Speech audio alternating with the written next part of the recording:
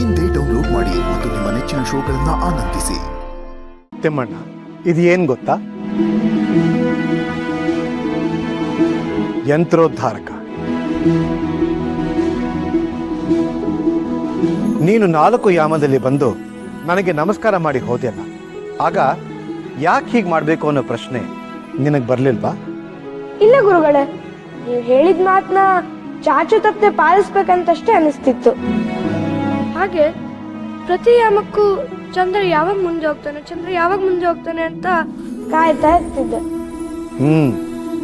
ಅಂದ್ರೆ ನಿನ್ನ ಗುರಿಯನ್ನೇ ನೀನು ಧ್ಯಾನಿಸ್ತಾ ಇದ್ದೆ ಅಲ್ಲ? ಹೌದು ಗುರು. ಆ ಸಮಯದಲ್ಲಿ ನಿಮ್ಮ ತಂದೆ ತಾಯಿಯ ನೆನಪು ನಿನಗೆ ಬರಲಿಲ್ವಾ?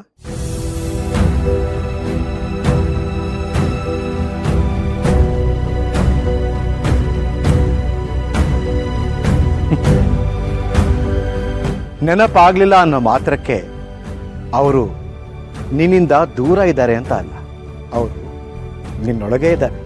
ನನ್ನ ಮಗ ಚೆನ್ನಾಗಿ ವಿದ್ಯಾಭ್ಯಾಸ ಮಾಡಿ ದೊಡ್ಡ ಸಾಧನೆ ಮಾಡಬೇಕು, ಅವನ ಸಾಧನೆಗೆ ನಾವು ಅಡ್ಡ ಬರಬಾರ್ದು ಅಂತ ಸ್ವಲ್ಪ ಕಾಲ ದೂರ ಇದ್ದಾರೆ.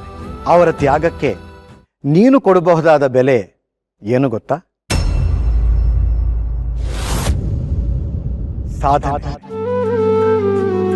ಸಾಧನೆ ಸಿದ್ಧಿಸಬೇಕು ಅಂದ್ರೆ ಶ್ರದ್ಧೆ ಇರಬೇಕು, ಶ್ರಮ ಪಡಬೇಕು, ಎಲ್ಲಕ್ಕಿಂತ ಹೆಚ್ಚಾಗಿ ಭಗವಂತನ ಅನುಗ್ರಹವೂ ಬೇಕು. ಆ ಅನುಗ್ರಹ ನಿನಗೆ ಸಿಗ್ಬೇಕು ಅಂತಾನೆ ನಾನು ಈ ಯಂತ್ರೋದ್ಧಾರಕವನ್ನ ರಚಿಸಿದ್ದು. ಅಂದ್ರೆ ಇದರಿಂದ ದೇವರ ಅನುಗ್ರಹ ಸಿಗತ್ತ ಗುರುಗಳೇ? ವ್ಯಾಸರಾಯರಿಗೂ ಇದೇ ಪ್ರಶ್ನೆ ಕಾಡಿತು. ಆಗ ಅವ್ರು ಏನ್ ಮಾಡಿದ್ರು ಗೊತ್ತಾ? ಏನ್ ಮಾಡಿದ್ರು ಗುರುಗಳೇ? ಹಿಂದೊಮ್ಮೆ ಹಂಪಿಯ ಚಕ್ರತೀರ್ಥದ ಬಳಿ ವ್ಯಾಸರಾಯರು ಒಂದು ಮಂಗನ ಚಿತ್ರವನ್ನು ಬರೆದು ಅದಕ್ಕೆ ಪೂಜೆ ಮಾಡಲು ಬಹಳ ಪ್ರಯತ್ನ ಮಾಡಿದ್ರು. ಆದರೆ ಚಿತ್ರ ಬರೆದು ಪೂರೈಸಿದ ಹಾಗೆ ಆ ಮಂಗ ನಿಜರೂಪ ಪಡೆದು ಹಾರು ಹೋಗ್ತಿತ್ತಂತೆ. ಇದಕ್ಕೇನ್ ಮಾಡಬೇಕು ಅಂತ ತುಂಬಾ ಯೋಚನೆ ಮಾಡಿದ್ಮೇಲೆ ಅವರಿಗೆ ಒಂದು ಆಲೋಚನೆ ಬಂತು. ಮನಸ್ಸು ಅನ್ನೋದು ಮರ್ಕಟ, ಅದನ್ನ ಒಂದು ಕಡೆ ಏಕಾಗ್ರತೆಯಿಂದ ನಿಲ್ಲಿಸಬೇಕು ಅಂದ್ರೆ ಅದಕ್ಕೆ ಒಂದು ರಕ್ಷಣಾ ಕವಚ ಬೇಕು ಅಂತ ನಿರ್ಧಾರ ಮಾಡಿದ್ರು.